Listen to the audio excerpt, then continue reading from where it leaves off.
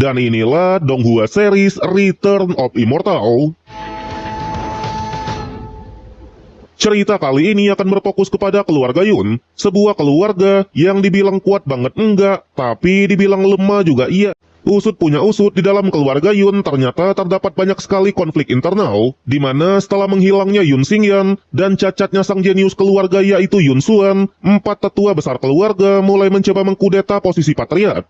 Mereka bahkan sampai mengutus 2 bandit untuk memaksa Patriark Yunlan menyerahkan gelar ketua keluarga kepada anak dari tetua agung. Karena faktanya anak kandung dari Patriark Yunlan sendiri yang bernama Yun Xuan sudah dianggap cacat.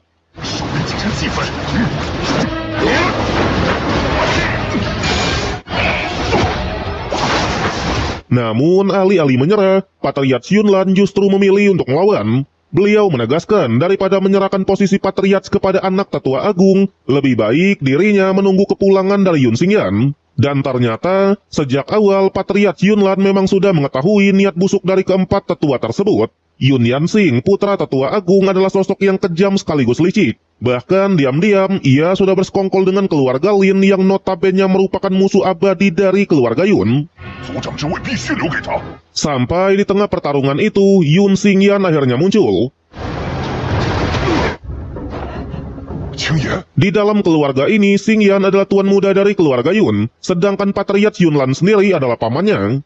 Namun, tepat ketika Xingyan ingin menghabisi 2 bandit tersebut, ternyata tubuh mereka sudah ditanamkan jam senja. Jam senja adalah racun mematikan titisan dari Raja Neraka. Fungsinya sederhana, membunuh target sebelum identitas mereka terbongkar. Atau dengan kata lain, kedua bandit ini memang sudah ditugaskan untuk mati daripada membocorkan siapa dalang sebenarnya. Pada akhirnya, setelah semuanya selesai, mereka pun mulai mengobrol. Dan disinilah kita akhirnya tahu bahwa 3000 tahun di dunia immortal ternyata hanya setara dengan 3 tahun di dunia manusia ya lo ya. Jadi selama ini, keluarga Yun hanya mengira kalau Xingyan sekedar hilang.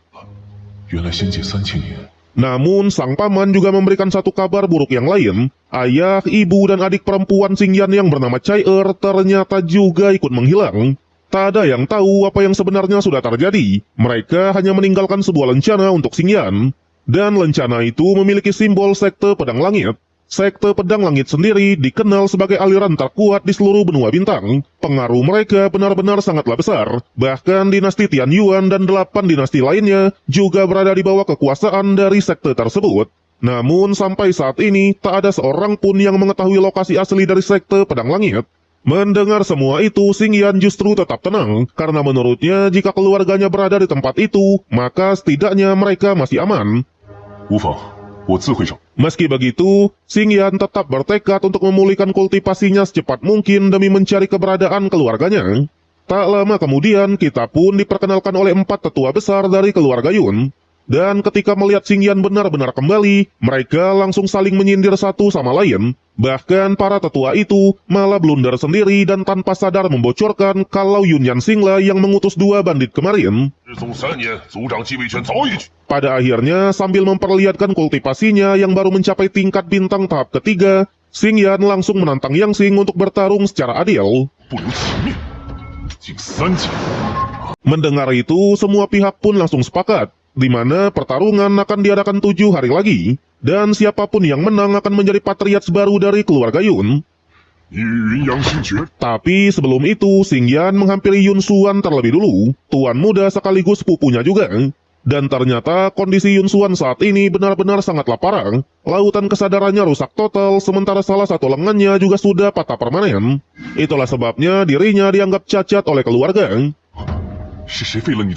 Namun Yun Xuan justru meminta Xingyan untuk tak membahas masalah ini, karena menurutnya balas dendam hanya akan menghancurkan keluarga Yun semakin dalam.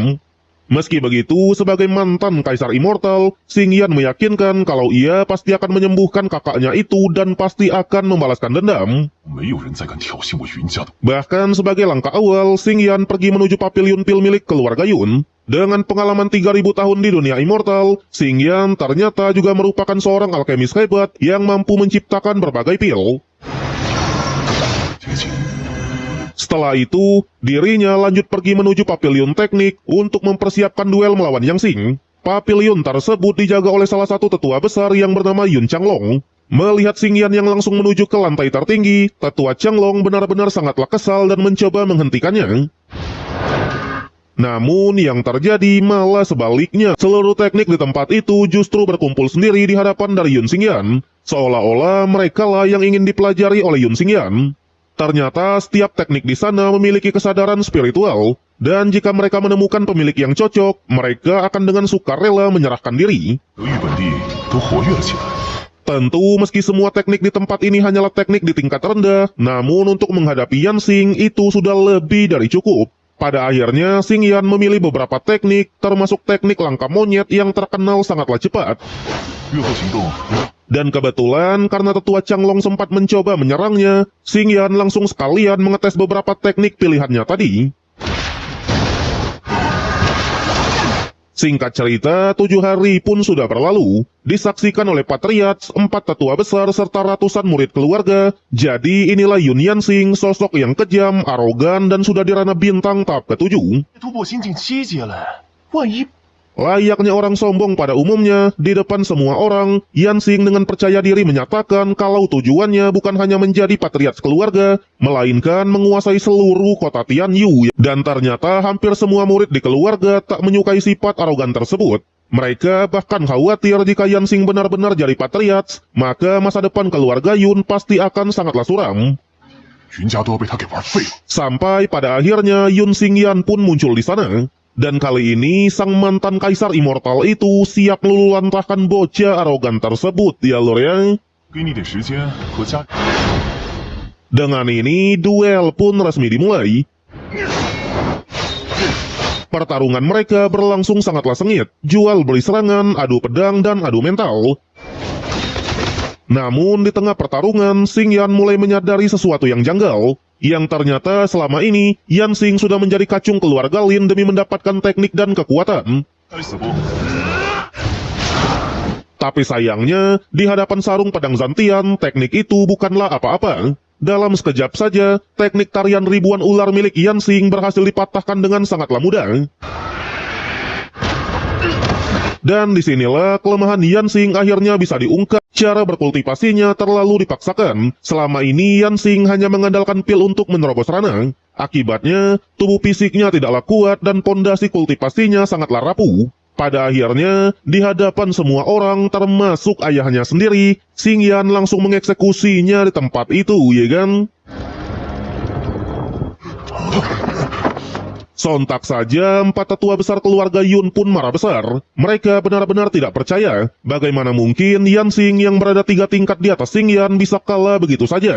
Karena itulah mereka pun menuduh kalau Xing Yan pasti berbuat curang. Namun jawabannya sangatlah simpel. Di dunia kultivasi ini, bakat jauh lebih penting daripada tingkat.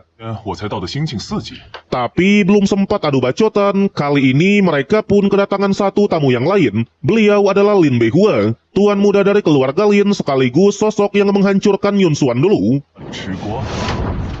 Di sana tanpa basa-basi, Lin Beihua pun langsung menantang dalam 3 hari ke depan, mereka juga akan berduel. Taruhannya sederhana, jika Xing Yan kalah, maka taman obat spiritual milik keluarga Yun akan diambil alih. Sedangkan jika menang, maka tambang besi milik keluarga Lin lah yang akan diserahkan.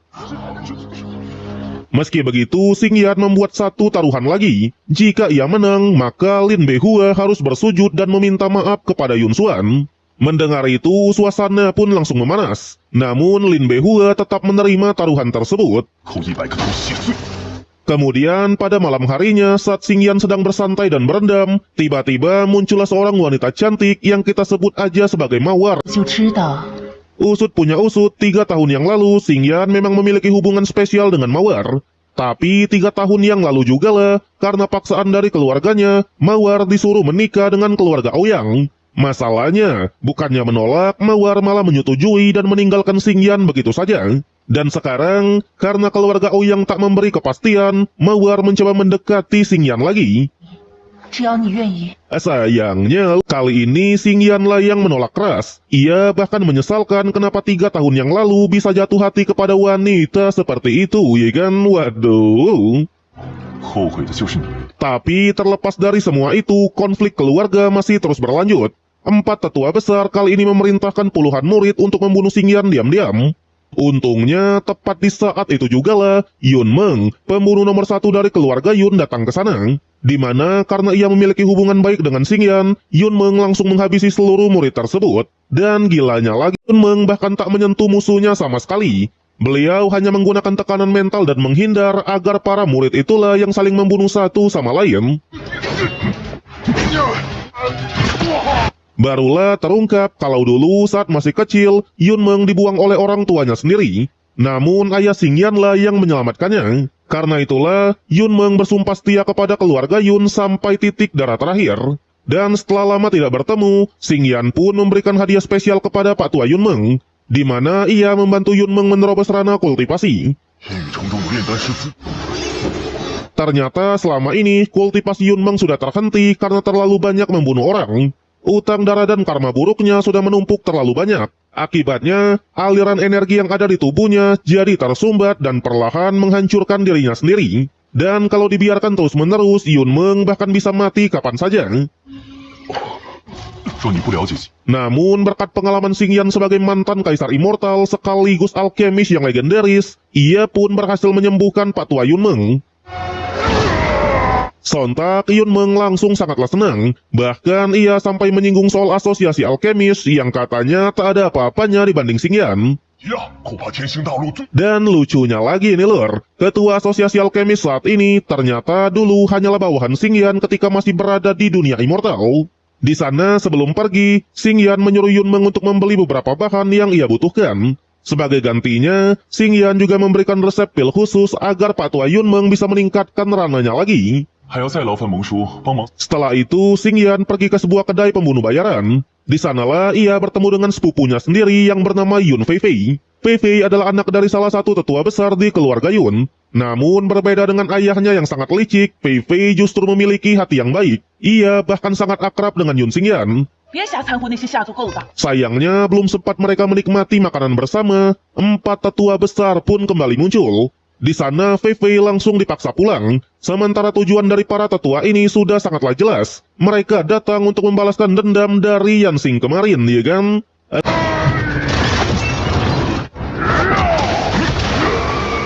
Keempat tetua besar dari keluarga Yun benar-benar dipermalukan oleh Xingyan sendirian. Bahkan kali ini, Xingyan menunjukkan kemampuan bertarungnya yang sudah jauh lebih sempurna, sekaligus memperlihatkan juga beberapa teknik yang baru dia pelajari. Tak hanya itu, Xingyan akhirnya mengeluarkan sarung pedang Zantian, dan begitu senjata itu muncul, keadaan langsung berubah total. Keempat tetua dibuat porak-poranda tanpa bisa memberikan perlawanan. Bahkan tetua pertama yang juga merupakan ayah dari Yanxing dibuat cacat oleh King Xingyan, ya kan? Lautan spiritualnya dihancurkan, dan beberapa tulangnya dibuat patah memata. Namun lucunya lagi, para tetua ini masih sempat mengancam Xingyan. Mereka berkata kalau seluruh murid di keluarga Yun pasti akan melawan. Sayangnya, ancaman itu langsung dibungkam, karena di luar seluruh murid yang dikirim untuk menyerang Xingyan sudah lebih dulu dilululantahkan oleh Pak Tua Yun Meng. Namun untungnya, demi menghargai Feifei, Xingyan memutuskan untuk melepaskan keempat tetua tersebut. Setelah itu, Xingyan pergi menuju ke taman obat spiritual milik keluarga Yun. Karena sebelumnya keluarga Lin sangat mengincar tempat ini, Xingyan mulai penasaran sebenarnya rahasia apa yang ada di dalam sana. Dan ternyata binatang purba yang sempat menyerang Xingyan saat dirinya kembali dari dunia immortal dulu ikut terseret ke dunia manusia melalui portal dimensi. Dan entah ini kebetulan atau takdir, makhluk itu ternyata berada di taman spiritual milik keluarga Yun. Namun masalahnya, binatang tersebut terus menyerap energi spiritual di tempat itu. Bahkan kekuatannya mulai tidak terkendali dan hampir meledakkan seluruh taman spiritual. Melihat akan hal itu, Xingyan langsung bergerak cepat untuk menghentikannya. Sekali lagi, sarung pedang Zantian akhirnya dikeluarkan. Tapi bedanya, Xingyan menggunakan metode persembahan darah. Ternyata Xingyan memakai tetes esensi darah milik Kaisar Immortal untuk memaksa Zantian mengaktifkan ledakan kekuatan penuh. Untungnya, meskipun seluruh energi spiritual Xingyan hampir terkuras habis, binatang purba itu akhirnya berhasil dikalahkan. Tapi yang bikin kaget malah kala makhluk mengerikan tadi malah berubah menjadi seekor kucing yang sangat lucu. 没秒，碰到你这个疯子仙帝！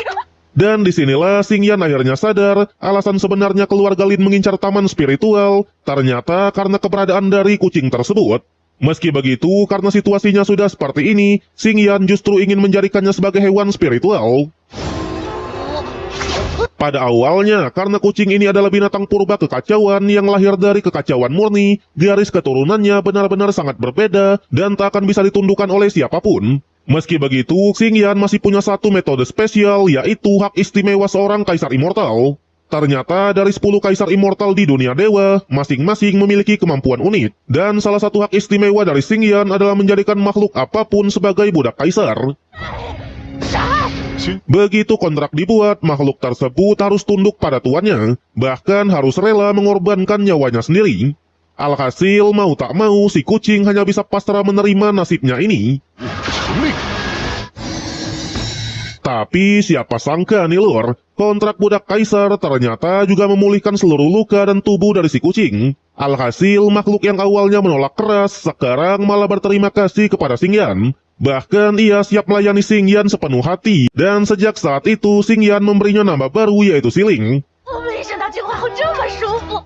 Setelah semuanya selesai, Xingyan kembali fokus meningkatkan kultivasinya. Untungnya, semua bahan yang dibutuhkan kemarin sudah dibeli oleh Pak Tua Yunmeng. Saat itulah, ditambah bantuan api surgawi kekacauan milik Siling, Xingyan mulai membangun sebuah formasi besar. Sementara di luar sana, keempat tetua ternyata masih belum menyerang. Lagi-lagi mereka mengirim banyak murid untuk membunuh Xingyan diam-diam. Namun, kali ini, Pak Tua Yunmeng dan Tetua Changlong sudah bersiap menjaga tempat itu. Dengan kemampuan mereka, seluruh murid yang menyerang langsung disapu bersih begitu saja. Dan tepat di saat yang bersamaan, mereka merasakan ledakan aura spiritual yang sangatlah besar. Ternyata Xingyan berhasil mengaktifkan sebuah formasi raksasa. Barulah mereka pun sadar, Xingyan bukan cuma seorang praktisi dan master alkemis, tapi juga adalah seorang master formasi. Dan di dunia ini, seorang master formasi adalah profesi yang sangatlah langka. Bahkan karena terlalu langka, status mereka seringkali lebih dihormati daripada seorang alkemis. Sementara formasi yang digunakan oleh Xingyan adalah formasi pengumpul bintang. Formasi yang mampu menarik seluruh energi spiritual yang ada di sekitar untuk diserap langsung ke tubuhnya. Namun di sisi lain, Lin Beihua ternyata juga sudah meningkatkan kultivasinya dan siap berduel melawan Xingyan. Sayangnya lur. Begitu pertarungan dimulai, Lin Beihua langsung dipermalukan habis-habisan. Namun karena sudah terlanjur menantang, ia tetap memaksa untuk melawan. Sayangnya semua itu tetap sia-sia. Lin Beihua masih tak mampu memberikan perlawanan di hadapan dari Yun Xingyan. Dan di saat dirinya sudah mulai terpojok, akhirnya ia mengeluarkan teknik terlarang. Seketika aura kekuatannya pun meningkat drastis. Ternyata selama pertarungan tadi, Lin Beihua diam-diam sudah menelan obat terlarang untuk meningkatkan kultivasinya secara paksa. Namun ternyata nih lor, Xingyan sudah tahu dari awal, di mana ia memang dengan sengaja tidak membunuhnya agar Lin Beihua mengeluarkan jurus tersebut. Katanya, jika ia tak ngepur seperti ini, pertarungan tak akan seru sama sekali, ya kan, wede? Sedangkan di tengah pertarungan dengan metode iblisnya itu, Lin Beihua akhirnya mulai menceritakan semuanya. Ternyata dulu Yun Xuan memang sengaja dijebak oleh dirinya. Lin Beihua membuat seolah-olah Yun Xuan telah melecehkan adiknya sendiri. Dan dari situlah keluarga Lin mendapatkan alasan untuk menghancurkan kultivasi dari Yun Xuan sekaligus mematahkan salah satu lengannya. Mendengar semua itu, suasana pun langsung memanas. Namun yang lebih gilanya lagi, Lin Beihua kembali menggunakan teknik terlarang. Kali ini ia menyerap seluruh esensi darah milik para murid dari keluarga Lin yang berada di sekitar arena. Tapi justru karena itulah Xingyan benar-benar murka. Tanpa ragu sedikit pun, ia langsung mengeksekusi Lin Beihua di tempat itu, ya kan? Sontak seluruh murid dari keluarga Lin dibuat ketakutan. Mereka bahkan langsung memanggil bala bantuan. Dalam sekejap, hewan spiritual dari keluarga Lin muncul di arena. Makhluk itu adalah Griffin ular emas. Namun yang lebih mengejutkan lagi, sosok yang mengendalikan hewan itu ternyata adalah Lin Wei, jenius nomor 1 dari keluarga Lin sekaligus lulusan terbaik dari Akademi Tianyuan. Melalui transmisi suara hewan spiritual, Lin Wei langsung menantang Xingyan untuk bertarung 10 hari lagi di puncak kota Tianyu. Melihat hal itu, keempat tetua keluarga Yun kembali percaya diri. Mereka yakin kalau kali ini Xingyan pasti akan mati. Adapun Xingyan sendiri, alih-alih takut, ia malah memprovokasi. Faktanya, Lin Wei ini dari kecil adalah rival abadinya. Tapi sayangnya, dalam hal apapun, Lin Wei selalu kalah dan selalu menyandang gelar juara 2 ya lur ya. Karena itulah, mereka pun sepakat untuk berduel. Bahkan di depan semua orang, Xingyan juga mengeluarkan siling. Dan tanpa ampun, geripin ular emas tadi langsung dijadikan sebagai geripin panggang ya lur ya. Waduh, auto mukbang ini judulnya ya. 调味上乘。 Setelah itu, Xingyan dan Siling langsung pergi menuju ke pegunungan hewan buas. Karena perbedaan kultivasinya dengan Lin Wei masih sangatlah jauh, Xingyan memilih fokus meningkatkan kekuatannya terlebih dulu. Metode yang ia gunakan kali ini cukuplah sederhana, berburu para monster. Yang ternyata di dunia kultivasi, inti monster tingkat tinggi memang bisa digunakan untuk meningkatkan kekuatan. Singkat cerita, 3 hari pun sudah berlalu. Selama waktu itu, mereka berhasil membunuh 59 monster yang sudah di tingkat bintang tahap 8. Dan dari 59 inti monster tersebut, Xingyan berhasil menciptakan pil tingkat raja kualitas menengah. Namun, belum sempat mereka menikmati hasil buruannya, tiba-tiba muncullah sekelompok bandit. Mereka berasal dari markas Sinpeng yang ada di Gunung Langyang. Wakil pemimpin mereka benar-benar sangatlah kaget melihat Xingyan yang bisa masuk ke sini. Namun, seperti penjahat pada umumnya, mereka tetap meremehkan Xingyan. Bahkan mereka menyuruh Xingyan untuk menjadi bawahannya saja. Yang sudah jelas, tanpa banyak bicara lagi, sang wakil bos pun langsung terkena serangan telak ya lor ya. Sementara para anak buahnya dihabisi dengan mudah oleh Siling. Dan di saat itulah, karena sadar lawannya terlalu kuat, wakil bos yang tadinya sangat arogan langsung bersujud meminta ampun. Ia bahkan menyerahkan sebuah peta harta karun kuno sebagai imbalan agar nyawanya diselamatkan. Ternyata peta itu berisi informasi tentang api surgawi Changyan. Namun sayangnya lur,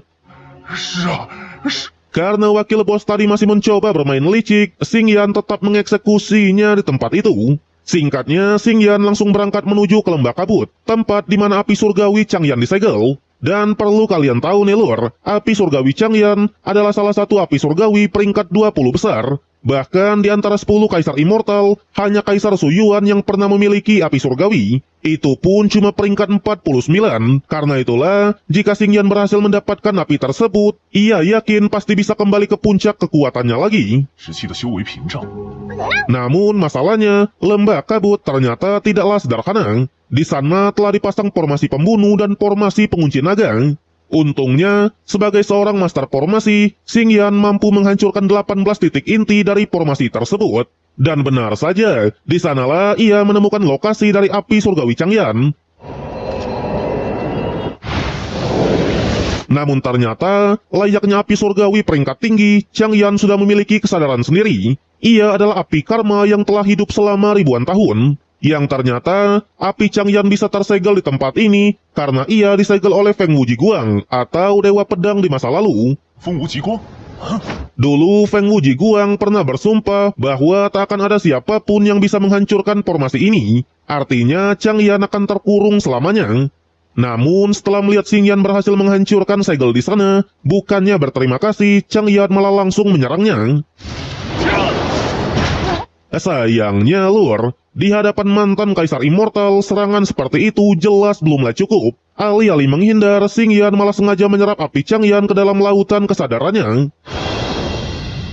Dan di dalam lautan kesadaran itulah, Changyan akhirnya sadar siapa orang yang sedang dihadapinya. Xingyan bukanlah praktisi biasa, melainkan adalah seorang Kaisar Immortal. Tentu ia benar-benar sangatlah kaget karena Xingyan sudah berani menentang takdir dan kembali ke dunia manusia.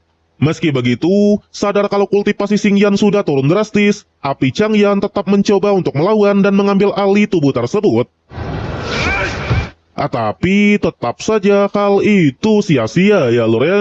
karena ternyata api Changyan ini hanyalah sisa jiwa spiritual saja, sehingga beliau pun bisa ditangkap begitu mudah.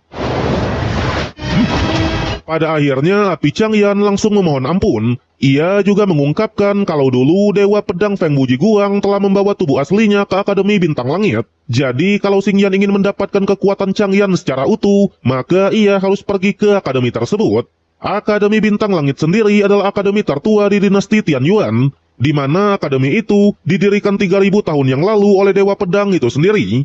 Mendengar itu, Xingyan hanya memberi dua pilihan. Yang pertama, mati di tempat ini, atau yang kedua adalah mengikutinya.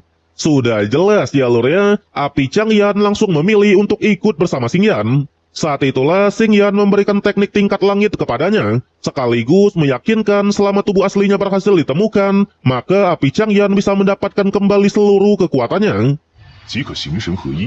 Dengan ini, api Changyan akhirnya menyatu ke dalam lautan kesadaran Xingyan. Dan terlihat meskipun hanyalah sisa jiwa spiritual, efeknya benar-benar luar biasa. Berkat api tersebut, Xingyan berhasil menerobos kerana bintang tahap 9. Tapi tepat ketika Xingyan ingin lanjut berkultivasi, di tengah hutan ia melihat sekelompok orang yang memperlakukan manusia layaknya hewan. Yang ternyata mereka adalah para murid dari Akademi Tianyuan. Dan karena peta harta karun mereka sudah hilang, dua budak dipaksa mencari keberadaannya sampai ke dalam hutan. Namun meskipun tak berhasil menemukan peta, mereka malah tak sengaja menemukan Goa Tujuh Dewa. Tapi sebelum masuk ke sana, salah satu guru malah menunjukkan sifat aslinya. Layaknya penjahat mesum pada umumnya, dia justru ingin berbuat tidak senonoh terlebih dulu. Namun lur, pria itu langsung mati di tempat hanya karena satu upil dari si kucing siling, ya kan? Waduh, inilah definisi upil pemusnah ya lur ya. Hal itu membuat para murid pun sangatlah marah dan mencoba untuk menyerang. Sayangnya, bukannya takut, Xingyan malah memanfaatkan momen itu untuk menguji kekuatan dari api Changyan yang baru saja ia dapatkan. Dan benar saja, tak butuh waktu yang lama, seluruh murid dari Akademi Tianyuan langsung porak-poranda. Sontak, dua pasangan yang merasa sudah diselamatkan sangatlah berterima kasih. Barulah setelah itu Xingyan memasuki Goa Tujuh Dewa. Namun ternyata, dua orang yang tadi diselamatkan berasal dari keluarga Lin. Begitu sadar kalau penyelamat mereka sebenarnya adalah musuh dari keluarga sendiri, mereka pun mulai menyusun rencana licik, di mana mereka berniat menjebak Xingyan dan mengadu dombanya dengan Akademi Tianyuan. Untungnya, berkat pendengaran tajam milik Siling, semua percakapan mereka berhasil didengar oleh Xingyan. Dan benar saja, mereka sampai rela ditangkap lagi oleh para murid dari Akademi Tianyuan hanya demi membawa orang-orang itu masuk ke dalam gua. Pria yang satu ini bernama Hodun, salah satu guru dari Akademi Tianyuan. Ternyata di dalam Goa Tujuh Dewa terdapat banyak sekali buah Tujuh Dewa, buah langka yang mampu meningkatkan kultivasi secara instan. Meski begitu, memetik buah tersebut ternyata tidaklah semudah kelihatannya, di mana pohon itu langsung mengeluarkan banyak tentakel sebagai bentuk pertahanan. Dan ternyata tentakel ini adalah pakis pemakan roh. Kualitas buah Tujuh Dewa rupanya bergantung pada makhluk ini ya lur ya. Semakin banyak tumbal yang diberikan, maka kualitas buah yang dihasilkan juga akan semakin tinggi. Itulah sebabnya, tanpa ragu sedikit pun, Hodun malah melemparkan murid-muridnya sebagai tumbal, ya kan? Namun, belum sempat beliau bertindak, Yun Xingyan akhirnya muncul. Alhasil, adu bacot pun tak terhindarkan. Saling sindir, saling pamer ambisi, dan saling mengancam satu sama lain.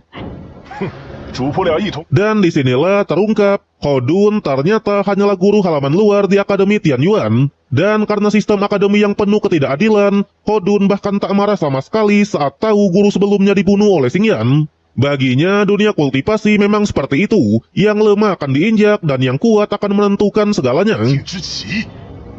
Selain itu, alasan Hodun begitu percaya diri untuk memetik buah Tujuh Dewa karena ia sudah menyiapkan sebuah harta khusus yang mampu melindunginya dari efek halusinasi pohon tersebut. So, jika ingin memetiknya, seseorang harus menutup dulu lautan kesadarannya. Dan jika tak memiliki harta, maka untuk memetik buah tersebut akan sangatlah susah. Tapi tepat di saat itu jugalah Siling langsung merebut harta tersebut. Dan di sanalah mereka pun akhirnya sepakat untuk bertarung tanpa menggunakan lautan kesadaran sama sekali. Artinya duel ini murni adu fisik dan kekuatan tubuh. 打一场， Di sisi lain, tepatnya di keluarga Yun, 4 tetua besar kembali memberontak. Dan kali ini mereka melakukannya secara terang-terangan. Bahkan mereka sudah menyewa sekelompok bandit untuk menyerang semua orang yang ada di pihak dari Yun Xingyan. 来人呐！ Alhasil, Patriarch Yunlan, Tetua Changlong, sampai Pak Tua Yunmeng langsung dikepung oleh berbagai musuh. Tapi yang paling parah justru Pak Tua Yunmeng, ya kan? Ia dijebak oleh ayahnya Pei Pei dan terkena serangan dari belakang. Usut punya usut, kelompok bandit yang disewa itu adalah geng serigala besi yang dipimpin oleh Hei Luo. Dan lebih parahnya lagi, karena ulah ayahnya sendiri, Pei Pei sudah ditangkap oleh Hei Luo dan dipaksa untuk menikah, ya kan? Kembali kepada Xingyan, pertarungan juga langsung terjadi. 你的命！ Di sana, Xingyan memanfaatkan pedang milik lawannya sendiri untuk memberikan perlawanan.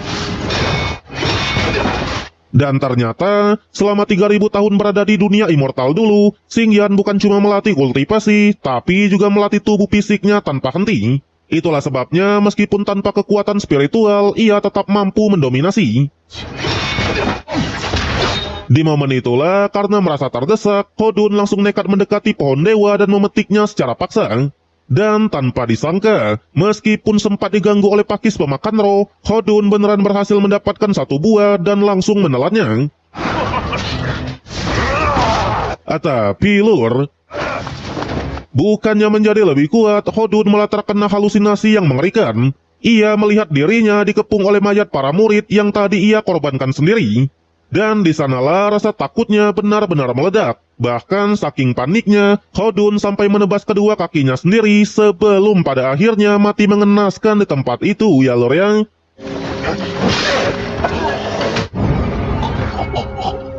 Ternyata saat bertarung melawan Xingyan tadi, Hodun sempat menggunakan teknik spiritual. Akibatnya, lautan kesadarannya pun langsung terbuka dan ia menghirup energi dari pakis pemakan roh. Karena itulah, Hodun terkena halusinasi dan berakhir naas seperti ini.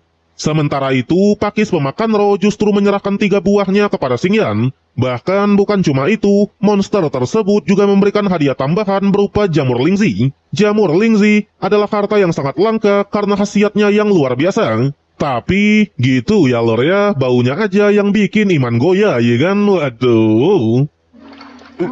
这是 Sedangkan di keluarga Lun, Heilu ternyata adalah tuan muda dari sekte serigala kejam. Dengan sikap arogan khas penjahat muda, ia mulai menggoda Fei Fei seenaknya.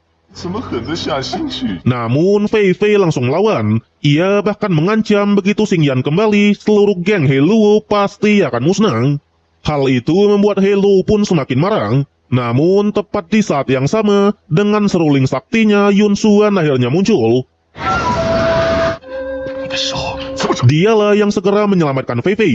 Sayangnya, dengan kondisi Yun Xuan yang masih seperti ini, ia tak memiliki kekuatan yang cukup untuk bertarung secara langsung. Untungnya lur, di momen genting itulah, Patriarch Yunlan, Pak Tua Yunmeng dan Tetua Changlong akhirnya tiba di tempat itu. Dan ternyata, meskipun tubuh mereka sudah dipenuhi oleh luka dan porak-poranda, setidaknya mereka berhasil menghancurkan sebagian besar pasukan dari geng serigala. 走之前，别 Melihat 3 kultivator kuat berdiri di depannya, Heilu pun mulai gentar. Karena ayahnya sedang dalam perjalanan menuju ke tempat ini, Heilu pun memilih untuk mundur terlebih dulu. Ia bahkan mengatakan kalau dirinya akan datang lagi secara resmi bersama dengan sang ayah untuk melamar Fei Fei, ya kan? Melihat semua kekacauan yang sudah terjadi, Fei Fei merasa sangat bersalah. Bagaimanapun juga, ayahnya sendiri adalah salah satu tetua yang menyebabkan semua masalah ini. Namun untungnya, Patriarch Yunlan tidak menyalahkan Pei Pei sedikit pun. Baginya, dosa seorang ayah bukanlah tanggung jawab anaknya. 你都是咱看着长大的。 Namun, karena trio kuat keluarga Yun sudah porak-poranda, satu-satunya harapan mereka hanyalah menunggu kepulangan dari Yun Xingyan. Sementara itu, setelah keluar dari Goa 7 Dewa, Xingyan justru diserang oleh seorang wanita cantik. Wanita ini bernama Li Ranzu. 轻功身法强化不少。 Dengan parasnya yang memikat dan panah yang ada di tangan, kemunculannya langsung mencuri perhatian. Ternyata Ranzu juga mengincar api Changyan ya lor ya. Dan karena api itu sudah diambil oleh Xingyan, ia pun mencoba merebutnya. Terjadi pertarungan. Meski begitu, Xingyan awalnya hanya menghindar dan tak ada niatan untuk meladeninya. Namun, karena Ranzu terus menyerang tanpa henti, Xingyan akhirnya memutuskan untuk melawan. Dan disinilah mereka mulai bertarung secara adil, tanpa menggunakan senjata sama sekali. Pada awalnya, pertarungan berlangsung sangat sengit. Adu pukulan, adu teknik, bahkan adu mental. Sampai semakin lama bertarung, Xingyan mulai menyadari sesuatu yang janggal. Sampai pada akhirnya, Ranzu justru terkena serangan balik dari tubuhnya sendiri. Dan di sanalah rahasianya mulai terungkap. Ternyata selama ini, Ranzu sudah terkena racun dingin yang sangat mematikan. Itulah sebabnya ia begitu mengincar api Changyan, karena hanya api surgawi tingkat tinggilah yang bisa menyembuhkan racunnya ini. So, jadi sebenarnya orang yang menyebarkan peta harta karun itu adalah Ranzu ya lor ya. Tujuannya sederhana, ia berharap ada seseorang yang cukup hebat untuk memecahkan formasi penjaga dan membebaskan api Changyan. Tapi sayangnya, Xingyan menjelaskan api Changyan yang ia dapatkan hanyalah sisa jiwa spiritual saja. Jadi kemampuannya saat ini hanya sebatas menghangatkan tubuh, bukan menghilangkan racun sepenuhnya. Meski begitu, melihat Ranzu yang ternyata juga sangatlah kuat, Xingyan langsung memberikan tawaran menarik. Ia berkata kalau dirinya mampu menekan racun tersebut agar tidak kambuh selama 3 bulan penuh. Namun sebagai imbalannya, Ranzu harus ikut bersamanya kembali ke keluarga Yun. Sebagai bukti, Xingyan langsung menunjukkan jamur Lingzi milik pakis pemakan roh. Meski baunya benar-benar sangat menyengat, tapi khasiatnya luar biasa dan mampu menekan racun dingin di dalam tubuh. Dan di sanalah akhirnya kita baru tahu ternyata Ranzu adalah bagian dari asosiasi alkemis. Pada akhirnya, karena racunnya benar-benar bisa ditekan, Ranzu langsung memanggil burung bangau miliknya dan mereka pun segera berangkat menuju ke keluarga Yun. Sementara itu di keluarga Yun, benar saja peperangan semakin membesar. Apalagi di saat situasi sedang genting seperti ini, Yun Xuan justru pergi entah kemana. Sedangkan di medan perang, ternyata ketua geng Serigala Besi akhirnya turun tangan sendiri. Dia adalah Hei Kui, ayah dari Helu. Hei Kui bilang tak peduli apapun konflik keluarga mereka, tujuannya cuma satu, yaitu melamar Fei Fei untuk anaknya, ya kan? Waduh. Bukan cuma itu, layaknya kelompok penjahat kejam, mereka ternyata juga sudah menggunakan cara yang licik. Diam-diam, geng Serigala Besi telah menyandra ibu Fei Fei agar gadis itu mau menerima pernikahan ini. Dan disinilah semuanya mulai terungkap. Dalang sebenarnya memang adalah ayah Fei Fei itu sendiri. Selama 3 tahun terakhir, ia bahkan mengurung istrinya sendiri karena selalu menentang perbuatannya. Hal itulah yang membuat Fei Fei benar-benar sangatlah marah. Ia bahkan mengatakan mulai hari ini dirinya sudah tak memiliki ayah lagi. Dan tepat di momen itulah ketika sang ayah ingin menghajar Fei Fei, siapa sangka luar, Helo malah menyerang dari belakang dan membunuh ayah Fei Fei secara brutal. Helo bahkan juga mengancam kalau Fei Fei masih menolak untuk menikah, maka ibunya akan mengalami nasib yang serupa. Alhasil, karena sudah tak memiliki pilihan lain, Fei Fei akhirnya terpaksa menyetujui pernikahan itu. Bahkan lebih parahnya lagi, sebagai mahar, keluarga Yun harus menyerahkan tambang besi dan taman spiritual ya lor ya. Waduh, ini bukan nikahan ya, perampokan ini lor. Sementara di sisi lain, ternyata Yun Xuan pergi menuju kota raja untuk menemui keluarga Yun cabang pusat. Di sana kita diperkenalkan oleh Yun Fan, tuan muda keluarga utama, serta Yun Li sebagai pengawalnya. Namun bukannya membantu, Yun Fan ternyata sama liciknya dengan para tuan muda lainnya. Ia sama sekali tak peduli dengan keluarga cabang dan hanya memikirkan keuntungan dari keluarga utama. Meski begitu, Yun Fan tetap memberikan satu syarat terakhir. Selama Yun Xuan membawa sertifikat taman obat dan tambang besi, serta berhasil membujuk Xingyan menjadi pengawalnya, maka ia bersedia membantu keluarga Yun. Sayangnya, Yun Xuan tahu betul kalau Xingyan tak mungkin menerima syarat serendah itu. Karena itulah, ia pun langsung menolak. Namun, siapa sangka lor, penolakan itu langsung dibayar dengan satu serangan telak, kan? Kembali ke keluarga Yun, ternyata Helo tak mau menepati janji. Terbukti meskipun Fei Fei sudah setuju untuk menikah, mereka tetap ingin membunuh ibunya Fei Fei. Dalam sekejap, Halo langsung menyerap energi dari ibunya Fei Fei untuk dijadikan sebagai kekuatannya. Untungnya Lur, belum sempat sang ibu berakhir tragis. Di saat itu juga lah Halo terkena serangan yang amat telak. Sebuah serangan panah yang sudah jelas berasal dari Xingyan dan Nona Ranzung. Selain itu, Xingyan langsung memasang sebuah formasi untuk menyelamatkan ibunya Fei Fei serta Fei Fei itu sendiri, ya kan? Wede, sikat Lord. Di sana, Xingyan mengatakan kalau hari ini, semua penderitaan yang dialami oleh keluarga Yun akan dibalas berkali-kali lipat. Semua aset milik Geng Serigala Besi akan menjadi milik keluarga Yun, dan seluruh anggotanya akan dijadikan budak. Bahkan sebagai langkah awal, Xingyan langsung mengeksekusi Halo di depan ayahnya sendiri. Hal itu membuat Hei Kui pun sangatlah marah. Tapi Lur, panah milik Ranzu langsung melesat pesat, menahan pergerakan dari pria tersebut. Namun bukannya gentar, Hei Kui malah semakin brutal. Kali ini ia menyerap energi dari seluruh murid yang ada untuk memperkuat pedang miliknya. Namun dengan pedang yang sudah diselimuti oleh api Changyan, Xingyan langsung meladeninya. Teknik pedang minum darah melawan teknik pedang penelan Changyan. Terlihat pertarungan mereka benar-benar sangatlah sengit. Jual beli serangan, adu pedang, adu teknik, hingga adu ketahanan. Semua orang yang melihatnya sampai dibuat tercengang.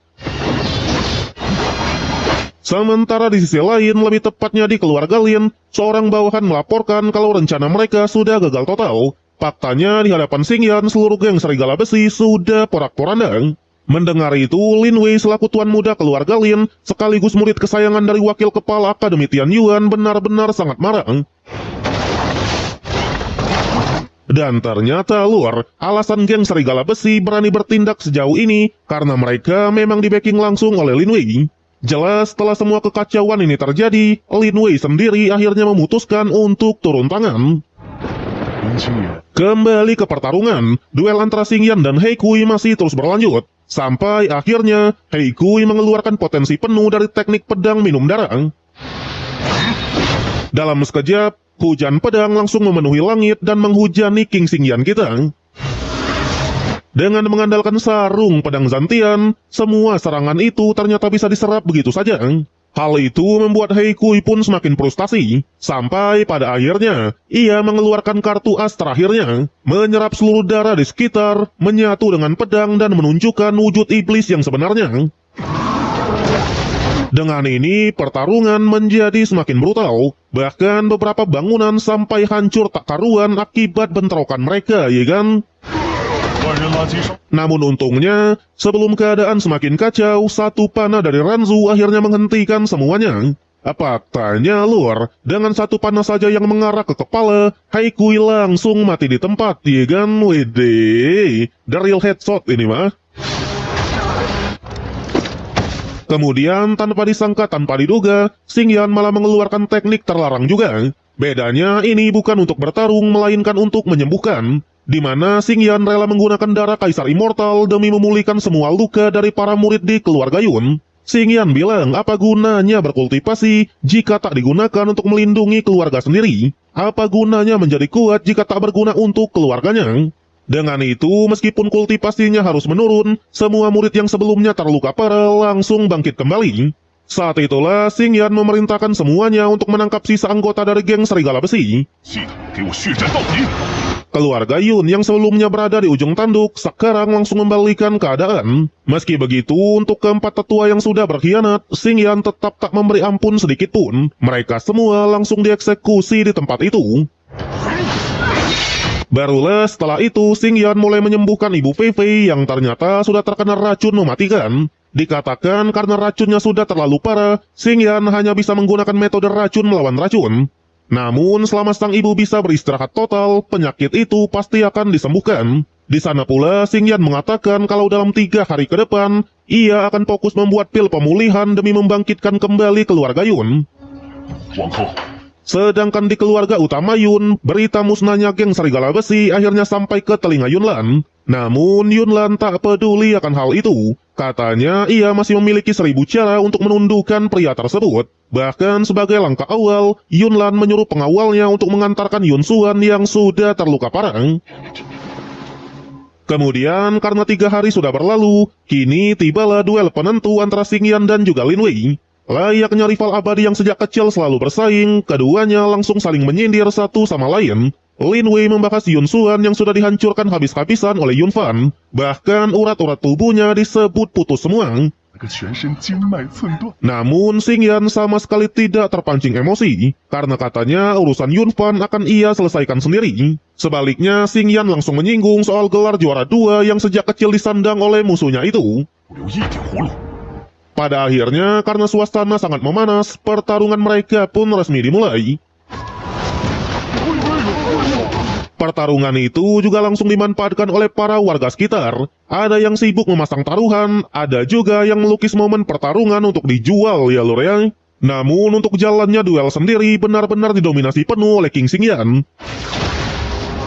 Dan disinilah akhirnya terungkap semuanya. Ternyata Lin Wei lah dalang dibalik jebakan terhadap Yun Xuan dulu. Bahkan untuk urusan geng serigala besi, dialah yang berada di balik semuanya. Yang lebih gilanya lagi, demi mengalahkan Xingyan, Lin Wei sampai memilih jalan sesat dan kembali menggunakan kekuatan iblis. 为了打败我，你还入了魂，你必须死！ Namun layaknya mantan kaisar immortal, Xingyan langsung menyadari akan satu hal. Orang yang mengajarkannya teknik terlarang kepada Lin Wei ternyata tidak benar-benar tulus. Karena sejatinya, teknik itu belumlah lengkap dan sangat bergantung pada benih iblis yang ada di dalam tubuh. 是我刀。 Jelas saja, ketika melihat benih iblis milik He Lu dan He Kui berada di tangan Xingyan, Lin Wei langsung menyerang membabi buta. Namun sayangnya lur, semua itu tetap tak ada apa-apanya. Sebaliknya, Xingyan langsung memberikan serangan telak tepat ke jantung pria tersebut. 你的魔术， Dengan ini, Lin Wei langsung tersungkur lemas. Dan sebelum kematiannya, kita diperlihatkan kilas balik dari kehidupan Lin Wei. Ternyata di hadapan gurunya sendiri, Lin Wei selama ini hanya dianggap seperti alat. Ia dipaksa menang melawan Xingyan dalam setiap pertarungan. Bahkan setiap kali kalah, sang guru sampai menghalalkan segala cara, termasuk menanamkan kekuatan iblis ke dalam tubuhnya. Tekanan itu semakin besar ketika keluarga Saguan mengatakan kalau pertunangannya dengan Nona Saguan akan dibatalkan apabila ia gagal mengalahkan Xingyan. Namun sekarang, semua penderitaan itu akhirnya sudah berakhir, karena Lin Wei resmi menghembuskan napas terakhir. Namun, tepat di saat yang sama, orang-orang dari keluarga Saguan dan Akademi Tianyuan langsung mengepung Xingyan. Mereka menuduh Xingyan telah berbuat curang.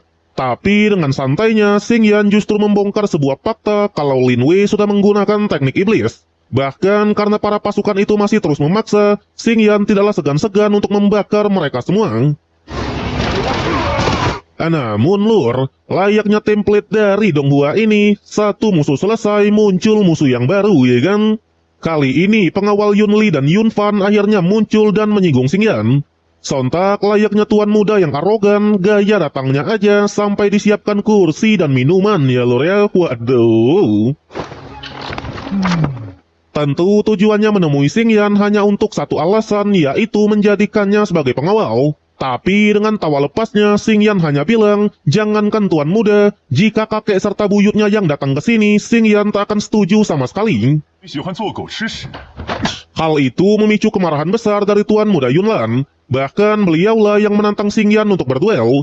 Lagi-lagi, para warga langsung memanfaatkan momen ini untuk bertaruh. Mayoritas tentu langsung menjagokan Yun Fan. Sedangkan si Ling, si kucing chaos itu langsung mempertaruhkan semuanya untuk Xingyan, ya kan? Pada awalnya, pengawal Yun Lila yang ingin turun tangan. Sayangnya lur. Tepat di momen itu, Ranzu akhirnya muncul dan langsung melepaskan satu anak panahnya.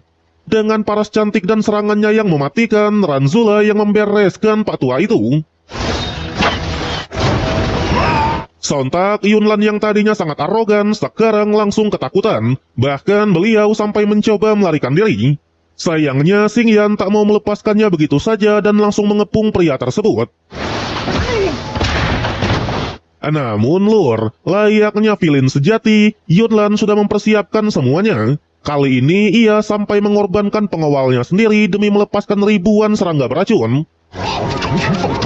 Serangga-serangga itu benar-benar mematikan. Mereka bisa menyusup ke setiap inci kulit dan tulang, lalu menggerogoti tubuh korbannya secara perlahan-lahan. Tapi lagi-lagi lur, Xingyan tetap bisa mengatasinya. Dan kali ini bukan sarung pedang Zantian yang bergerak, melainkan adalah Siling. Di mana di hadapan Siling, semua serangga tersebut hanyalah cemilan saja, ya kan? Yang ternyata binatang purba kekacauan adalah tipe yang bisa memakan segala hal, termasuk hal-hal yang beracun.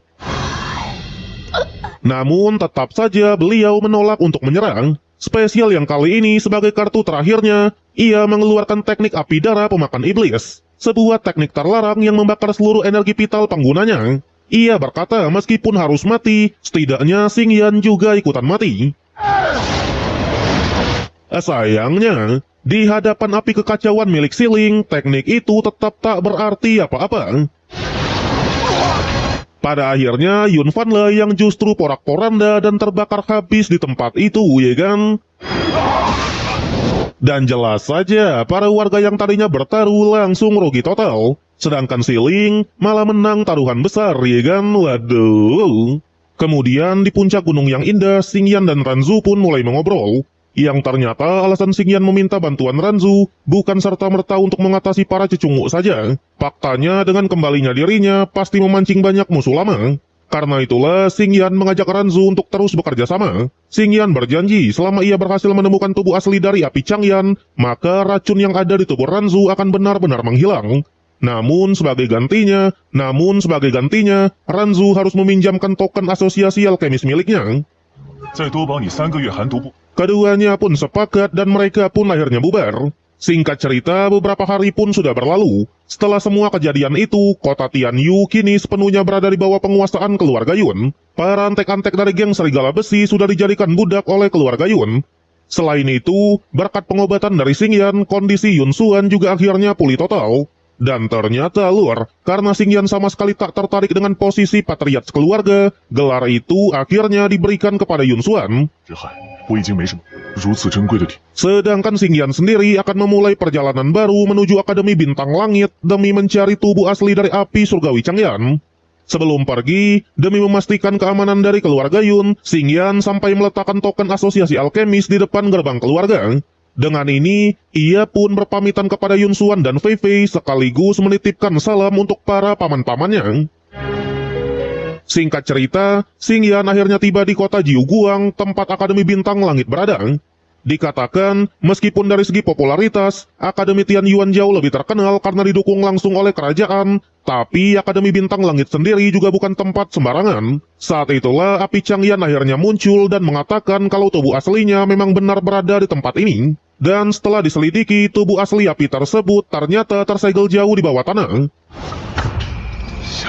Kebetulan di waktu yang sama, Akademi Bintang Langit sedang mengadakan perekrutan murid baru untuk kelas jenius. Dijelaskan untuk masuk ke kelas jenius sama sekali tidaklah mudah.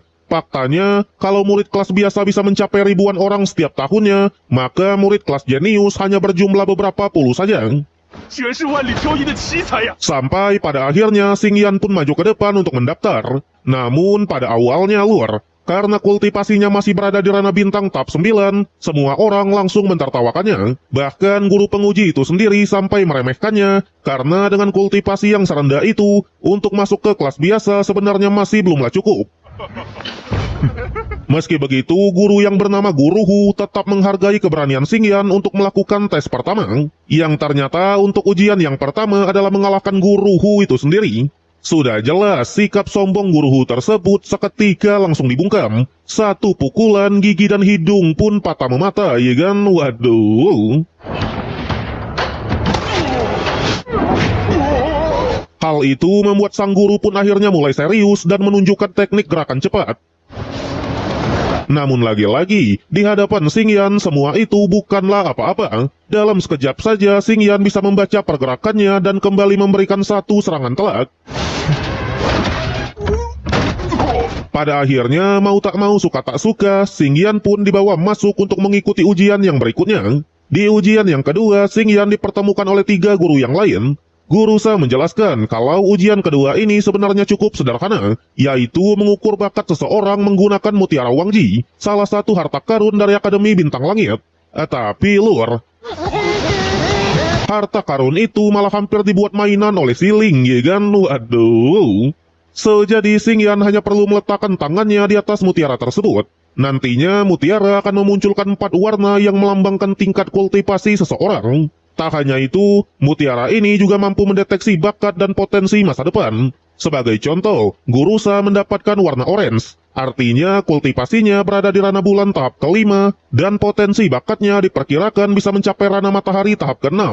天赋异禀，前途无量。 Dan sekarang giliran Xingyan lah yang mencoba. Pada awalnya, Xingyan hanya memunculkan warna merah, warna terendah untuk tingkat kultivasi. Namun dalam sekejap saat memasuki tahap pengujian bakat, Xingyan tak hanya memunculkan warna tertinggi, tetapi bahkan sampai membuat mutiara Wangji hancur berkeping-keping.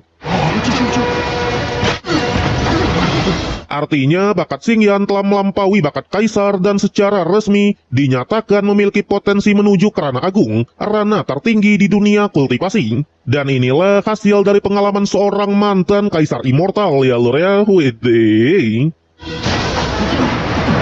Sudah jelas para guru yang tadinya meremehkan sekarang langsung dibuat diam. Mereka bahkan langsung menegaskan kalau Xingyan sudah lulus dari ujian kedua. Tapi untuk Guru Hu, beliau masih saja curiga. Menurutnya Xingyan pasti sudah berbuat curang. Sayangnya Guru Sa langsung membantah tuduhan itu. Katanya dengan bakat sehebat itu Xingyan memang layak untuk bergabung ke kelas jenius. Dan justru karena ucapan itulah Xingyan mulai menaruh rasa hormat kepada Guru Sa. Tapi namanya juga King Xingyan, cara menunjukkan rasa hormatnya beda dari yang lain ya lor ya. Tanpa basa-basi, beliau langsung menghajar Guru Sa di tempat itu. Namun ternyata apa yang dilakukan Xingyan barusan bukan sekedar memukul saja, melainkan beliau justru menyembuhkan penyakit dari Guru Sa. Ternyata 3 tahun yang lalu, Guru Sa pernah bertarung melawan seorang guru dari Akademi Tianyuan. Saat itu, lawannya menggunakan teknik racun kodok lipan yang membuat jalur kultivasinya tersumbat total. Dan siapa sangka, setelah bertahun-tahun tidak menemukan solusi apapun, Xingyan malah bisa menyembuhkannya dengan mudah ya lur ya. 一身轻松。有 Alhasil, guru-guru yang lain langsung ikut antri untuk minta diobati juga. Masalahnya berbeda-beda, tapi metode pengobatannya masih tetap sama, yaitu dihajar satu persatu, ya kan? Waduh. Melihat kemampuan Xingyan, keempat guru itu akhirnya melaporkan kehadirannya kepada Dekan Akademi. Dan inilah Dekan Akademi yang bernama Molu, penguasa Goa Changyan sekaligus sosok tertinggi di Akademi Bintang Langit. Tentu setelah mengetahui latar belakang serta kemampuan Xingyan yang luar biasa, sang dekan benar-benar sangatlah senang. Beliau bahkan tanpa ragu menerima Xingyan masuk ke kelas jenius. Di sana, Dekan Molu juga berharap dengan bakat yang sampai menghancurkan mutiara Wangji, Xingyan bisa membawa Akademi Bintang Langit kembali berjaya lagi. 是即将登顶天元。 Sementara itu, dalam perjalanan menuju kelas jenius, Guru Hu mulai menjelaskan sistem di akademi ini. Kelas jenius adalah kumpulan murid terkuat di seluruh Akademi Bintang Langit. Penerimaannya hanya setahun sekali dengan jumlah murid yang tidak tetap. Masa pendidikan juga berlangsung selama 4 tahun. Dan saat ini total murid kelas jenius hanya sekitar 70 orang. Menariknya lagi, sistem latihan mereka sangat berbeda dibanding kelas biasa. Mereka memiliki camp sendiri dan bebas berkembang sesuai bakat masing-masing.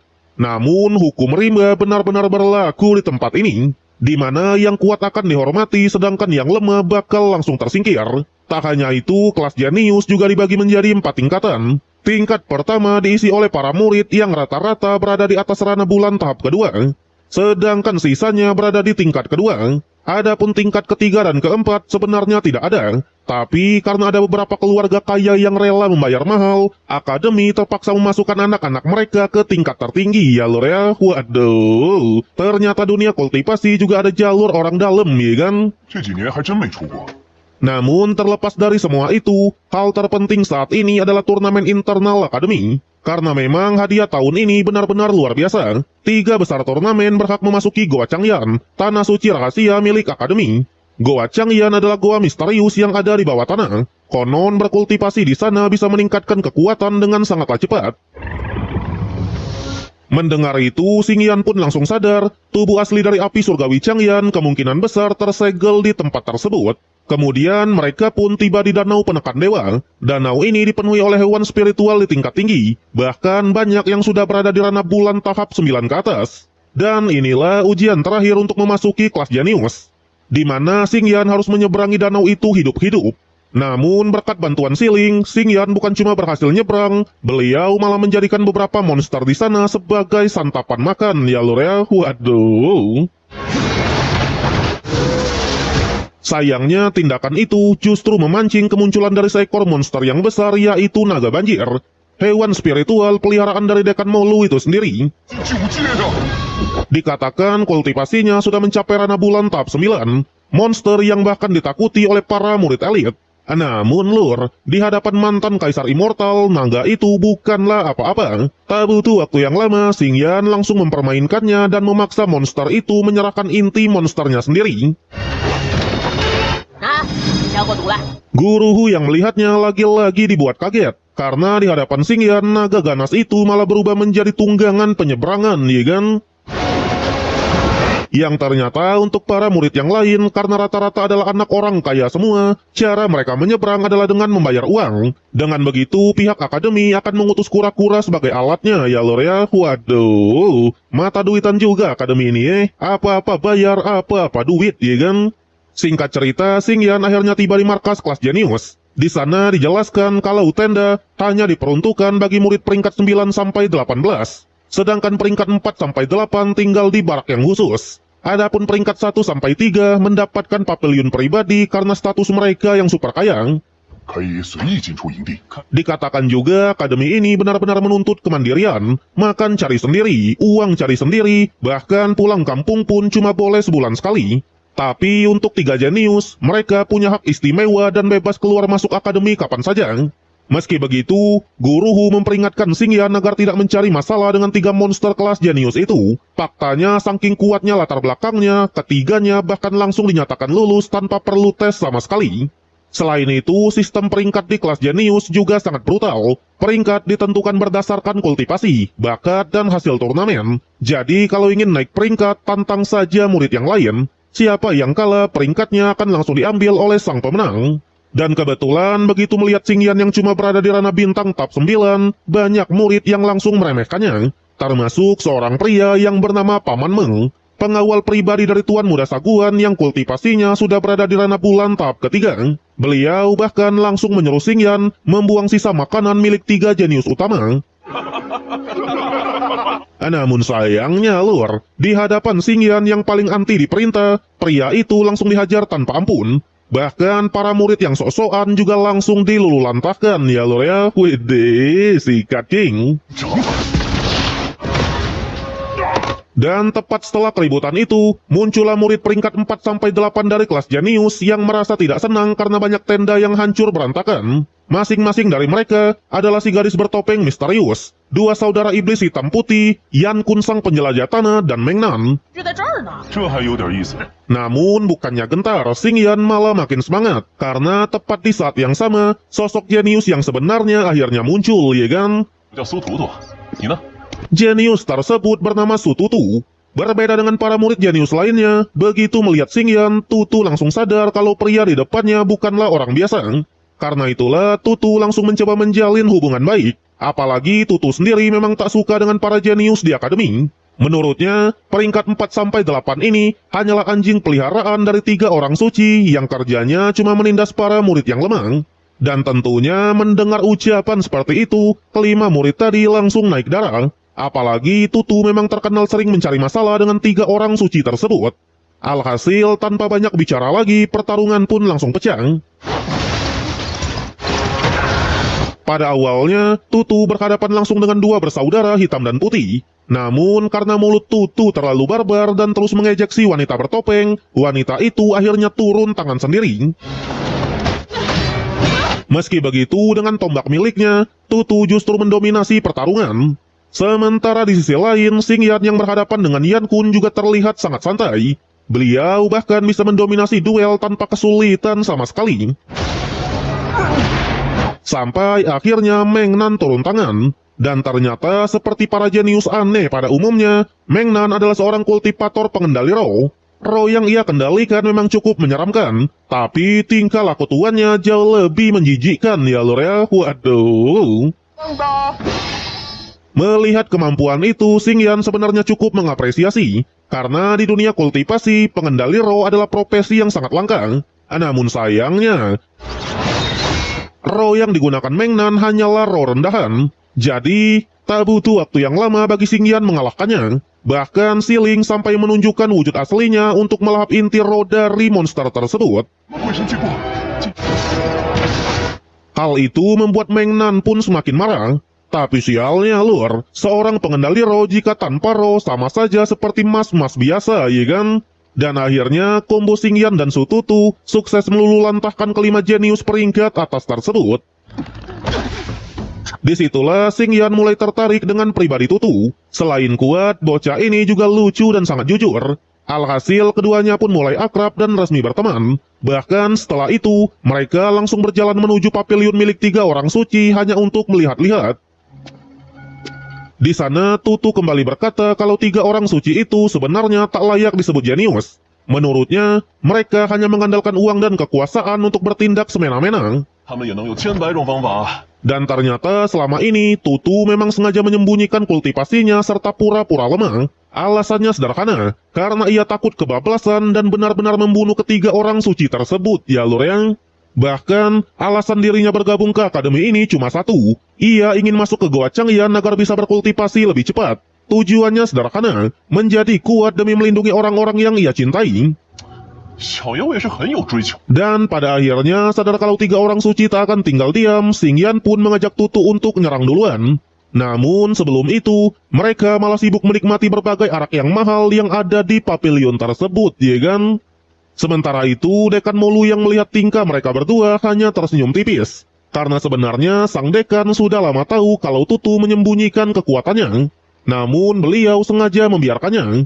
Menurutnya, jika Xingyan dan Tutu bahkan tak mampu mengatasi 3 orang suci, maka masa depan dari Akademi Bintang Langit memang sudah tak ada harapan lagi. Bahkan Dekan Molu sampai mengatakan, demi 2 monster itu, aturan akademi pun bisa saja diubah. 后面怎么做？ Dan kebetulan, tepat di malam harinya, seluruh murid Akademi Bintang Langit pergi menuju ke Gunung Langyang. Ternyata akhir-akhir ini, para warga mulai resah akibat ulah para bandit di sana. Dan sebagai akademi kultivasi yang bertugas melindungi warga, mereka pun mengadakan misi besar yaitu perburuan bandit. Siapa yang berhasil membunuh bandit paling banyak sebelum turnamen dimulai, akan mendapatkan hak masuk ke gudang pusaka akademi dan bebas memilih 1 senjata sebagai hadiah. Mendengar itu, seluruh murid pun langsung semangat. Mereka segera membentuk timnya masing-masing dan berpencar ke seluruh penjuru gunung. Namun lagi-lagi, murid peringkat 4-8 tetap menghampiri Xingyan dan Tutu. Mereka bahkan terang-terangan mengatakan kalau Xingyan dan Tutu pasti akan mati di gunung ini. 咦，死得漂亮一点哦。 Dan ternyata, ancaman itu bukan sekedar gertakan saja, karena memang 3 orang suci juga berada di Gunung Langyang. Adapun 3 orang suci, ternyata salah satunya adalah Yunhai, tuan muda dari keluarga Yun Pusat, Yetian dari keluarga Ye, dan Saguan Yu, tuan muda dari keluarga Saguan. Sontak sadar kalau bocah dari keluarga cabang lah yang membuat masalah, Yunhai ingin turun tangan sendiri untuk menghabisinya. Selain itu, alasan kenapa bandit di Gunung Langya tidak habis-habis karena ternyata mereka di-backing langsung oleh Akademi Tianyuan. Di sana mereka juga sadar kalau para bandit akan bisa mengalahkan Xingyan. Tapi sialnya, di gunung ini juga terdapat beberapa murid dari Akademi Tianyuan, ya lur yang. 这些山贼 Kembali kepada Xingyan, di saat mereka sedang asik bersantai di markas Xinfeng, tiba-tiba mereka kedatangan tamu yang tidak diundang. Tak lain dan tak bukan adalah bos dari bandit gunung. Selain itu, Nanmeng ternyata juga sudah meninggoy di tangan dari bos tersebut. Jadi selama ini karena Xingyan pernah membantai seluruh anggota markas Xinfeng, bos ini memang sedang mencarinya. Namun tentu saja, Xingyan tak gentar sama sekali. Karena bagi mantan Kaisar Immortal, siapapun musuhnya tetap akan dibasmi. 别跟小毛 Dan ternyata, markas Xinfeng sendiri memiliki 9 gunung dan 9 kemah besar. Sedangkan pria yang muncul ini adalah Huang, bos ke-6 dari seluruh markas bandit di Gunung Langya, ya lur yang. Dalam sekejap, bos Huang langsung meniup sebuah trompet dan memanggil ratusan anak buahnya. Meski begitu, sebagai seorang bos besar, Huang memilih menyerang lebih dulu menggunakan teknik beruang miliknya. Namun sayangnya lur, di hadapan King Xingyan, pria itu bukanlah apa-apa. Sebaliknya, Xingyan malah cuma mempermainkannya, menghindar, dan terus menghindar. Sampai pada akhirnya Bos Huang justru tumbang oleh serangannya sendiri. Dan ternyata apa yang dilakukan Xing Yan tadi bukan sekedar menghindar biasa, melainkan secara diam-diam beliau terus menyerang titik lemah dari bos tersebut. Dan di saat yang sama, antek-antek bandit pun akhirnya muncul. Namun belum sempat membalaskan dendam dari bosnya, Tutulah yang mengatasi mereka semua. Dengan tombak zilongnya, Tutu langsung meratakan mereka sampai tidak bersisa. Setelah itu, Xing Yan dan Tutu pun melanjutkan perjalanan menuju markas utama Xing Peng. Namun siapa sangka, seluruh markas itu justru kosong melompong. Dan setelah diperiksa lebih teliti, ternyata di tempat tersebut ada bekas pertarungan besar. Saat itulah Xing Yan sadar yang datang ke Gunung Langya bukan hanya Akademi Bintang Langit saja, ada akademi lain yang ikut bergerak diam-diam. Dan benar saja, setelah masuk lebih dalam, mereka menemukan 3 jenius. Si hitam putih serta wanita bertopeng yang sedang berhadapan dengan sosok misterius. Di mana meskipun hitam putih harus meninggoy, wanita bertopeng masih bisa selamat dan segera pergi. Adapun Xing Yan sendiri, ia sampai dibuat kaget. Karena di tubuh pria misterius ini terdapat 5 benih iblis sekaligus di alurnya.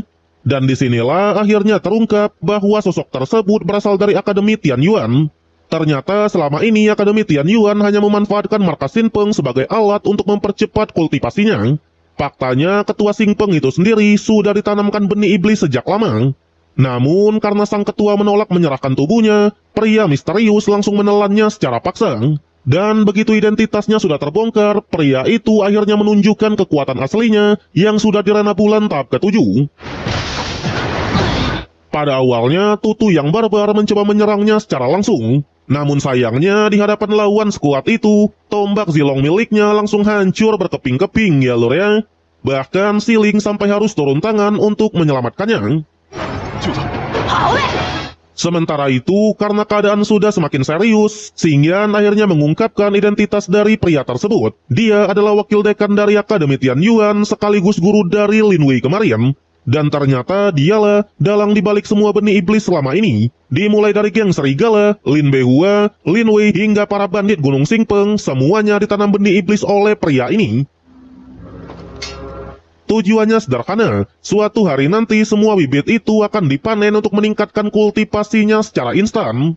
Dan benar saja, pria itu bernama Jia Tiakui. Dan karena Xing Yan sudah menghancurkan seluruh rencananya, mulai dari membunuh geng serigala hingga Lin Wei, wakil Jia akhirnya menjadikan Xing Yan sebagai target untuk pengganti mereka semua. Seketika, pertarungan pun langsung pecah. Awalnya, pertarungan sangat didominasi oleh Xing Yan. Namun, tanpa diduga, tanpa disangka, untuk pertama kalinya, Xing Yan harus menerima serangan telak karena teknik boneka darah.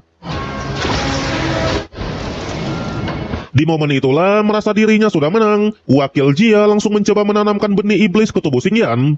Namun ternyata lur, semua itu justru bagian dari rencana Xing Yan itu sendiri. Xing Yan sengaja membiarkan benih iblis masuk ke tubuhnya, karena beliau ingin menjadikannya makanan untuk api surgawi Changnan, ya kan? Wede.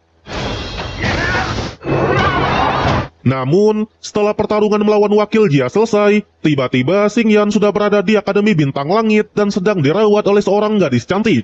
Gadis itu bernama Ling Su, salah satu murid di kelas jenius dari Akademi Bintang Langit juga. Dan ternyata bukan cuma Xing Yan yang terluka, besti barbar kita yaitu Su Tutu juga mendapatkan luka yang cukup parah. Sementara Xing Yan sendiri malah dibuat salpok oleh Ling Su, karena ternyata Ling Su adalah keturunan abadi sejati. Hanya saja, gadis itu belum menyadari potensi besar yang ada dalam dirinya. Sampai keesokan harinya, sebagai rasa terima kasih karena sudah dirawat, Xing Yan mulai melatih Ling Su sambil sparring tipis-tipis. Dan karena Xing Yan sadar kalau potensi gadis itu luar biasa, beliau bahkan mengajarkan satu metode langka, yaitu Sutra Hati Dewi Feng Wu. Dalam sekejap, basis kekuatan Ling Su pun langsung bereaksi hebat. Aura burung pinik es miliknya langsung meledak dan mengguncang seluruh Akademi Bintang Langit, ya kan? Wede. Di sanalah Xing Yan juga mengatakan kalau potensi Ling Su jauh melampaui murid jenius pada umumnya. Bahkan Xing Yan yakin Ling Su pasti bisa masuk ke 10 besar dalam turnamen nanti. Barulah setelah itu, Tutu datang dan menceritakan apa yang sebenarnya terjadi semalam. Terlihat saat Tutu terkena serangan telak dari wakil Jia, tubuhnya terpental sangatlah jauh, dan untungnya berhasil diselamatkan oleh si Ling. Namun di waktu yang sama, mereka justru bertemu dengan 3 orang suci, yang ternyata ketiga murid itu sudah tahu kalau wakil Jia dari Akademi Tian Yuan sedang bertarung melawan Xing Yan. Tapi layaknya musuh dalam selimut, mereka malah membiarkannya begitu saja. Sebaliknya, karena Tutu adalah teman Xing Yan, mereka justru berniat menghabisinya. 反正被山贼反杀， Apalagi tepat di momen itu, wakil Jia keluar dan mengatakan kalau tugasnya sudah selesai.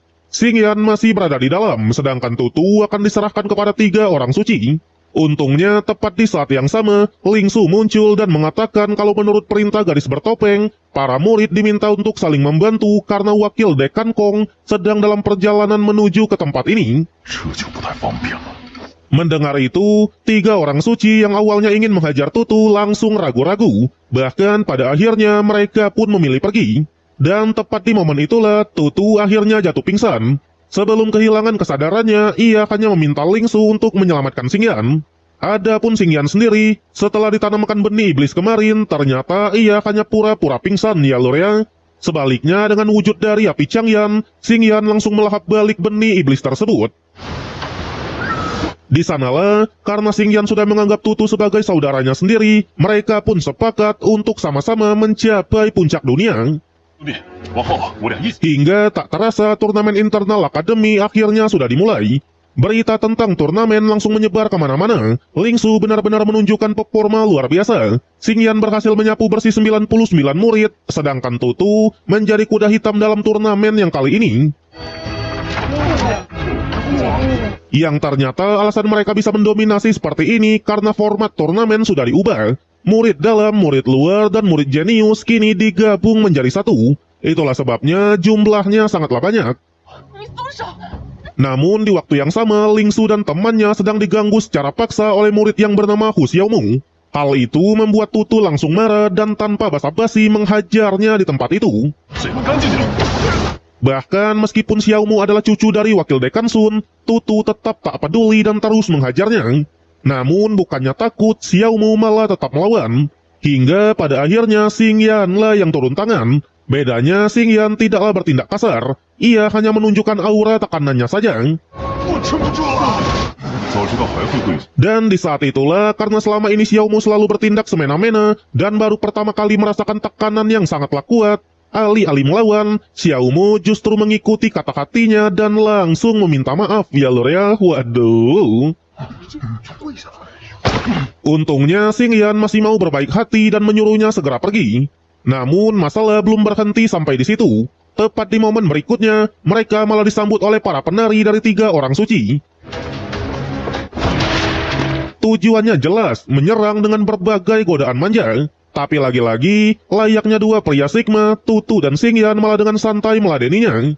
Bahkan mereka langsung menghampiri kediaman dari 3 orang suci. Di tempat itu, para penari terus menggoda mereka berdua. Yang ternyata, mereka memang ditugaskan oleh 3 orang suci untuk menggoda Xing Yan dan Tutu habis-habisan. Mereka mengira kalau 2 pria ini pasti tak akan bisa melawan godaan dari wanita. Sayangnya, Yigam, mau wanita ataupun pria, Tutu dan Xing Yan tetap tak memberi ampun sama sekali. Mereka tetap menunjukkan kapabilitasnya tanpa peduli siapapun lawan. Pada akhirnya, para penari itu sendiri yang menyerah dan meminta untuk segera dihabisi. Faktanya, karena mereka gagal menjalankan misi, mereka yakin pasti akan dibunuh oleh 3 orang suci. Namun lur, Xing Yan malah memberikan token Yun miliknya yang berada di kedai Dongseng. Xing Yan mengatakan daripada mereka menjadi penari bagi 3 orang brengsek itu, lebih baik bekerja di kedai Dongseng yang benar-benar bisnis sungguhan. Mendengar itu, para penari sangatlah berterima kasih. 谢谢公子。 Dan karena 3 orang suci sudah berani menjebak mereka, Tutu yang saat ini sudah berada di ranah bulan tahap kelima, langsung menunjukkan teknik penekan gunung. Teknik pemberian dari Xing Yan itu sendiri, sebuah teknik kuat yang bahkan mampu menghancurkan 3 pavilion milik 3 orang suci sekaligus ya lor ya. Sudah jelas semua orang yang melihat kejadian itu benar-benar tercengang. Sama halnya dengan Dekan Molu dan Wakil Dekan Kong, bukannya marah, mereka justru merasa senang. Karena akhirnya ada murid yang berani melawan 3 orang suci. Dan karena besok adalah babak final dari turnamen, besoklah adalah penentuan bagaimana nasib akademi ini ke depannya. Sedangkan 3 orang suci, melihat pavilion mereka sudah hancur berantakan, mereka jelas sangatlah marah. Yang ternyata layaknya orang-orang yang berpengaruh, babak final besok sudah diatur oleh Yetian. Jadi selama rencana berjalan lancar, mereka bisa menghabisi Xingyan kapan saja. 在兔口妖怪！ Kemudian keesokan harinya, di arena turnamen semua murid pun sudah berkumpul. Lingsu yang berhasil masuk ke babak final sangatlah berterima kasih kepada Xingyan atas latihannya selama ini. So, babak final ini diisi oleh 20 murid terkuat di akademi. Mereka akan bertarung 1 lawan 1 untuk terus melaju ke babak yang berikutnya. Selain itu, peraturannya juga sangatlah sederhana. Mereka diperbolehkan bertarung habis-habisan, tetapi tak boleh menggunakan racun, tak boleh memanggil bantuan, dan tak boleh melukai para penonton. Siapapun yang melanggar akan langsung didiskualifikasi. Namun yang menjadi masalahnya, wasit di turnamen kali ini adalah gurumu, sosok yang jelas-jelas berpihak kepada Yetian. Dengan kata lain, inilah settingan dari 3 orang suci tadi. 今儿怕是要闹出点幺蛾子。 Pada akhirnya, pertandingan pertama pun langsung dimulai. Lingsu dari kelas Genius berhadapan dengan Zoye dari kelas Elite. Sudah jelas, karena perbedaan kelas yang cukup signifikan, Lingsu langsung mendominasi jalannya pertandingan. Namun lur, layaknya antek-antek dari 3 orang suci, Zoye ternyata bermain licik dan sudah menyiapkan serangan jarum beracun. Untungnya, Tutu sadar akan hal itu dan langsung melempar kulit semangka ke arena. Alhasil, Zoye terpeleset keluar arena dan dianggap kalah. Namun, karena tindakan itu dianggap sebagai bantuan dari luar, gurumu yang memang berpihak kepada 3 orang suci langsung mendiskualifikasi Lingsu.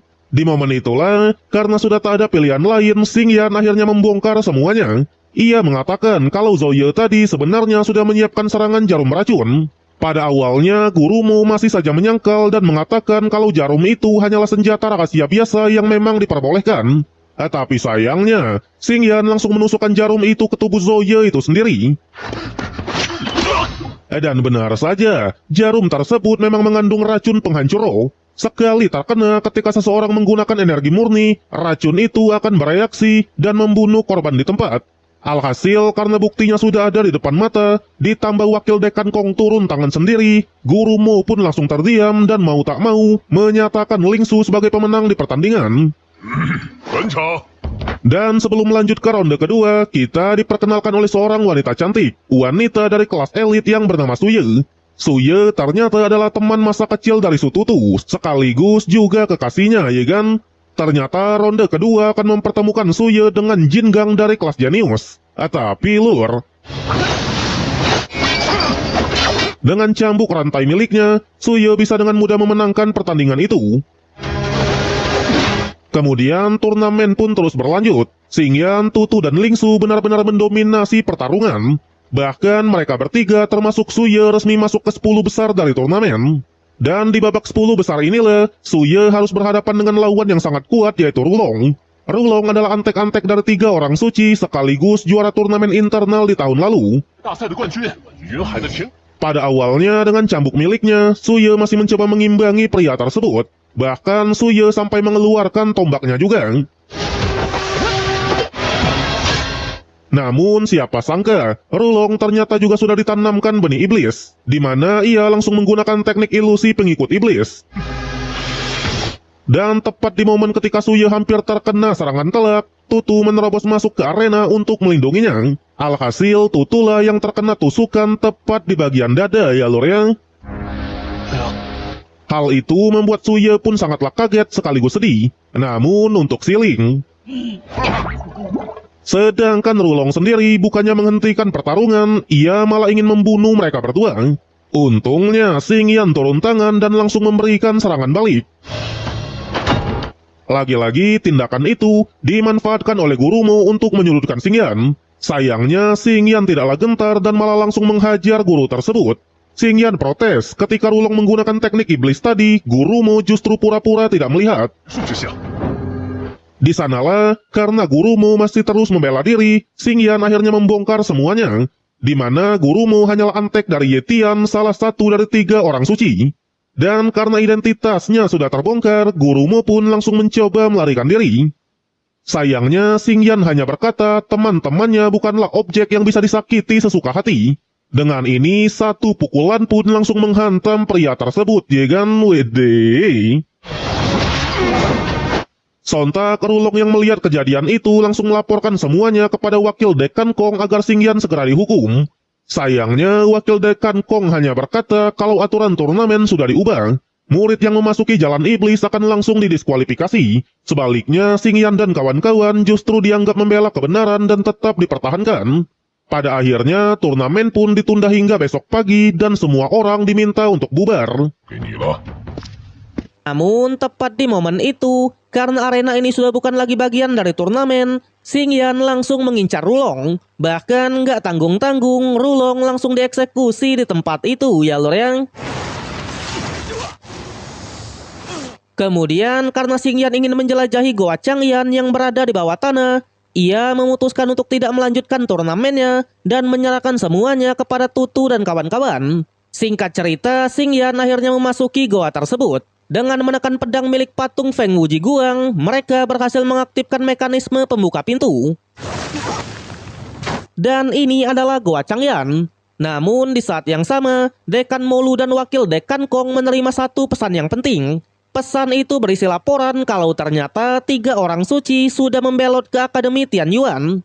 Mereka resmi berkhianat, sehingga penguasa wilayah Yun akan diubah dan turnamen besar Tianjiao akan dipercepat.